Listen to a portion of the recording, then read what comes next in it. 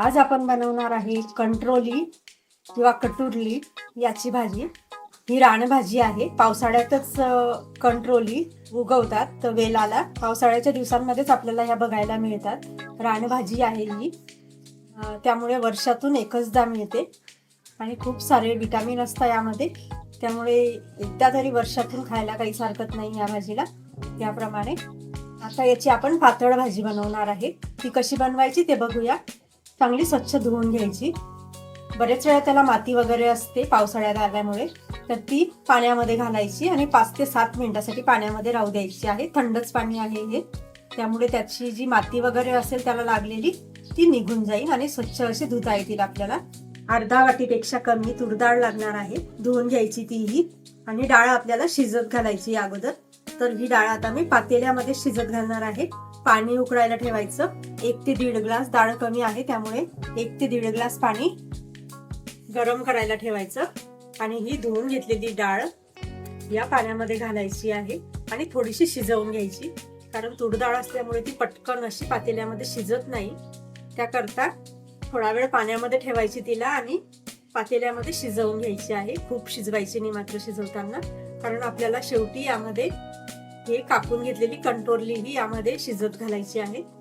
डाळ पाण्यामध्ये घातल्यावर थोडंसं तेल घालायचं, अगदी थोडंसं, आणि ही डाळ आपल्याला आता थोडीशी अशी शिजवून घ्यायची आहे पाण्यामध्ये। अर्धवट झाकण ठेवायचं। आणि आता मसाल्याचं साहित्य बघूया।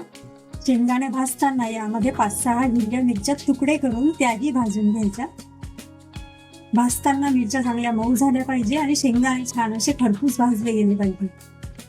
तर हे बघा, मिरच्या आणि शेंगदाणे असे भाजले गेले पाहिजे। आता हे भाजलेले शेंगदाणे आणि मिरच्या गाळून घ्यायच्या। त्या शेंगदाण्यांची थोडीफार सालही काढून घेतलेली आहे, मिक्सरच्या भांड्यात घालायचे। त्यानंतर भाजलेल्या हिरव्या मिरच्या घालायच्या, अर्धा चमचा धनेपूड, पाव चमचा जिरं, त्यानंतर अर्धा इंच आल्याचे काप, 4-5 लसूणच्या पाकळ्या, चिमूटभर हिंग साठी मग नंतर कुठलाच मसाला वापरावा लागणार नाही, अगदी चिमूटभर हिंग घालायचं। त्यानंतर कोथिंबीर जास्त असेल तर चांगली चव येईल।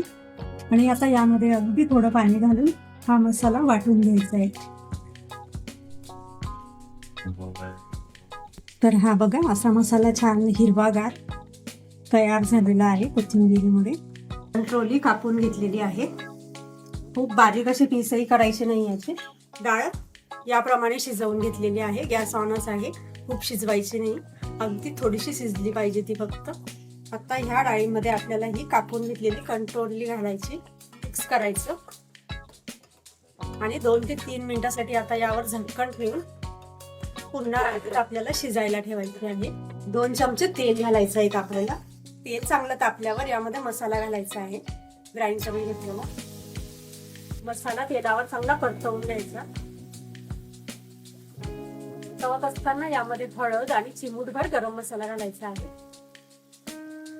आणि 1 मिनिटासाठी चांगला हा मसाला तेलामध्ये परतवून घ्यायचा।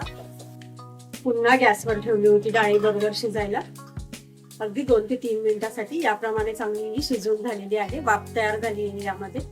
गॅस बंद करायचा। मसालाही चांगला तेलामध्ये परतवून झालेला आहे।